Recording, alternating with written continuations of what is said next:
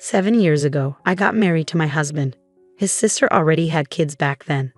But right from the start, I felt like I wasn't really part of their family. My sister-in-law made it clear that I wasn't their aunt. She even told her kids that I wasn't their aunt. Because of this, I don't feel close to them like I do with my husband's other siblings' kids, who I treat like my own nieces and nephews. I love spending time with them and being a fun aunt. I've done things like painting their rooms and taking them on trips because I like being creative and making them happy. Even though I'm a mom now, I still love doing these things for my nieces and nephews because they're like my family and I never really had one before. But when it comes to my sister-in-law's kids, I don't do any of that anymore. I've stopped trying to talk to them because my sister-in-law made it clear that she doesn't want me involved. I don't want to cause any drama or trouble by interacting with them since it seems like she doesn't want us to connect. Now, our kids feel jealous and left out because their cousins have cool stuff in their rooms and get to do fun things, while they don't. When my sister-in-law confronted me about it, she blamed me for making her kids feel that way. I told her it was her fault for creating a situation where I couldn't relate to her kids, and now they're the ones suffering because of it. I reminded her that she's reaping what she sowed, and her kids are the ones paying the price for it. Now she's all fired up, saying this and that. It's clear she's not happy, and honestly, I never wanted my kids to see her as their aunt anyway. The rest of the family just shakes their heads at her antics, but I know this tension isn't helping anyone. I do feel bad for her kids though. I can't help but wonder if I've made things worse. She doesn't see me as family to her kids because we're not related by blood or adoption. I don't think I'm in the wrong here, and it's frustrating to see the family dismiss her behavior. If anyone confronted me about it, I'd explain that I've always respected her role as a parent, even when she asked me to step back from being an aunt years ago. It hurt, but I understood and never crossed any boundaries. It's unfortunate that things turned out this way, but I had to respect her wishes. I didn't set these boundaries, I just followed them. When she complained to OP could have responded, "Do I know you?" But I wonder if the sister-in-law was the only daughter among the siblings. Maybe OP being the first woman to marry into the family triggered her. Over time, as the other brothers got married and had kids, she became less aggressive, but the damage was done. The only reason the sister-in-law regrets it now is because OP turned out to be a fantastic aunt to other children, and the sister-in-law's plan backfired. Actions have consequences. You followed her instructions not to get involved. It seems like the rest of the family knows she's difficult too. Everyone here seems to have their faults. You probably aren't telling the whole story about what's going on between you and your sister-in-law. But it's not fair for either of you to involve the kids. And what about your husband? Does he also ignore his niece and nephew? Why is he supporting either of you acting this way? I couldn't disagree more. The sister-in-law made the choice to exclude OP and is now causing conflict because OP respected the boundary she set around her kids. Are you suggesting OP should have ignored that boundary? I understand your concern for her kids. Sadly, they suffer because of their mom's actions. But before you try to change anything, consider how your sister-in-law will react. She might turn any contact into something negative. Keep that in mind as you decide what to do next. This situation happened 2 months ago, but he's still upset about it. I'm a 45-year-old woman. I love my oldest son, but he's almost an adult and acts like one. In our family, everyone takes turns doing chores like cooking, washing dishes, and cleaning common areas on different days. Unfortunately, my son dislikes chores and always tries to avoid them. It's been an ongoing struggle. Washing dishes is particularly troublesome. He fills the dishwasher too much, preventing the detergent from reaching the dishes, leading to them not getting clean. I interrupted him quickly and reminded him that the dishwasher sanitizes dishes. My husband supported me, saying, if he wants dinner, he'll eat from his dishes. He often promised to wash some, but I refused, reminding him that he had the chance to clean them properly the night before.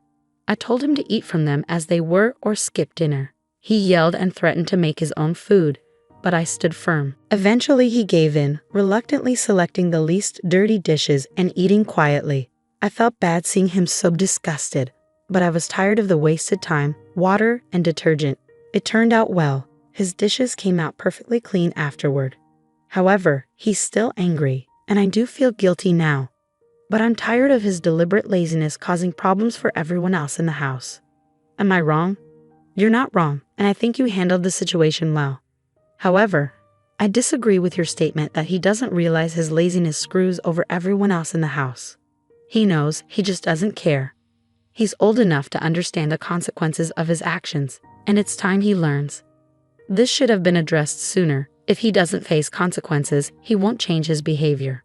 Instead, he learned that even when I make a mistake, my parents will have to fix it because they need to eat too. What OP did was smart because he's almost an adult, and it's time to learn how to do things properly. The fact that he suddenly knew how to do the dishes correctly overnight shows that he was capable all along but chose not to do them properly. Well done, OP. I grew up in poverty but worked harder than anyone else to achieve success in my personal, financial, and professional life. My family often had to choose between bus fare and a meal. So when I became financially successful, many people approached me for help. I helped them out of compassion and understanding, knowing how much a small gesture can mean to someone in need. However, many of those I helped started to see me as their personal ATM. I never faced this issue with people who were already financially stable. They would have been embarrassed to ask. While I don't spoil my kids, we do live comfortably in a nice house in a good neighborhood, and I expect them to work hard and excel in school. My eldest son, a teenager, got into trouble for telling a peer that he didn't want to be friends because of his financial situation. A teacher overheard and reacted strongly. Unlike that teacher, I took the time to understand the context and facts before responding. My son then began spending time with Austin. Austin would often lament about not having money to participate in activities, so my son would sometimes cover for him. Like when they went to see Top Gun and Austin couldn't afford a ticket, my son paid for him. However, things got uncomfortable when Austin began to expect my son to foot the bill regularly. The tipping point came when they went to IHOP with friends, and Austin assumed my son would pay for his meal too. While my son only ordered onion rings, Austin indulged in a full meal, dessert, and milkshake. Later, my son vented to their friends about how little money he receives from me, and yet he still has to work as a tutor, only for Austin to take advantage of his generosity. Consequently, their friends distanced themselves from Austin. A few weeks later, in class, Austin wondered why he wasn't being invited to hang out anymore. My son replied, because he's tired of covering for him. Austin responded, but I'm poor. My son sarcastically remarked, oh, so you're too poor to be friends with? Maybe I should quit school and get a job like him. This exchange prompted a call from the teacher. I clarified the context of the conversation to the teacher, as she wasn't receptive when my son tried to explain it. She labeled my son as mean and threatened detention. I informed her that I would advise my son not to serve detention for this incident and asked her what she planned to do about it. She ultimately dropped the matter.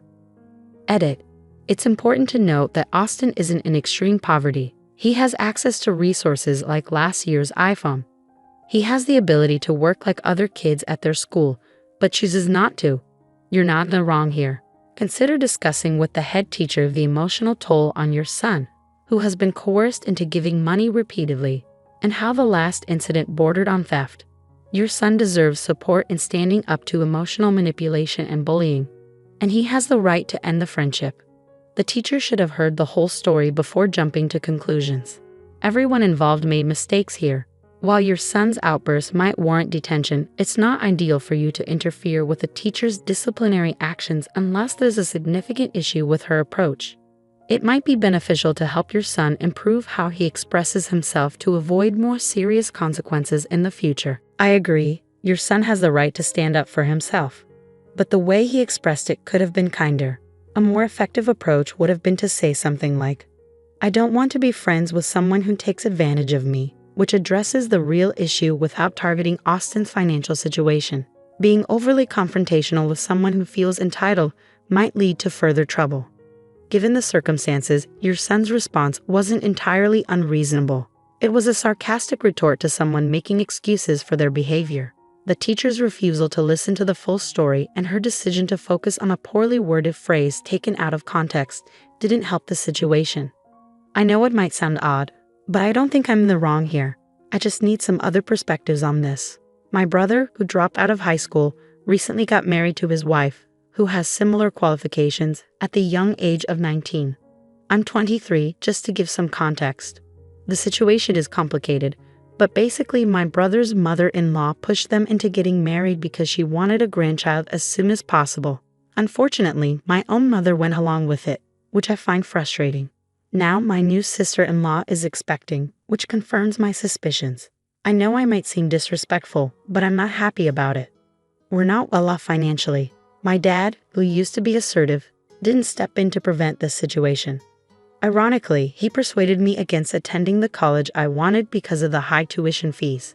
To cover the wedding costs, my dad borrowed money from my uncle, his brother, and now he's pressuring me to repay it because my brother and sister-in-law, being young and expecting, can't afford to. They told me they're in too much debt to get a loan from a bank, so it falls on me since I'm debt-free with savings and a job. When they brought this up, I didn't say anything. I just laughed and left. Now they're bombarding me with calls and texts, asking for financial help. But I refuse to budge. It feels like we're living in completely different realities. It's not about culture or anything like that. Am I wrong for refusing to take out a loan for my family? Definitely not. Goodness, what a chaotic situation. If no one can afford to cover the wedding costs, what about the baby? It seems like they'll keep turning to you for loans they won't repay. Stand your ground. This isn't your problem to fix, so don't entertain further discussions about it. If they can't afford a lavish wedding without a substantial loan, maybe they should prioritize their resources for the baby instead. Laughing in their faces was a fitting response to such a ridiculous request. Oh, please ensure that you're the only one with access to your savings. Secure your accounts with updated passwords and avoid staying logged into online banking on shared devices. It's important to take these precautions, especially if your parents have access to personal information like your social security number and employment history. While you might believe they wouldn't take advantage of you, financial strain can drive people to make unexpected decisions. That's right. If they have your social security number, they could potentially open credit in your name, leaving you in a difficult situation.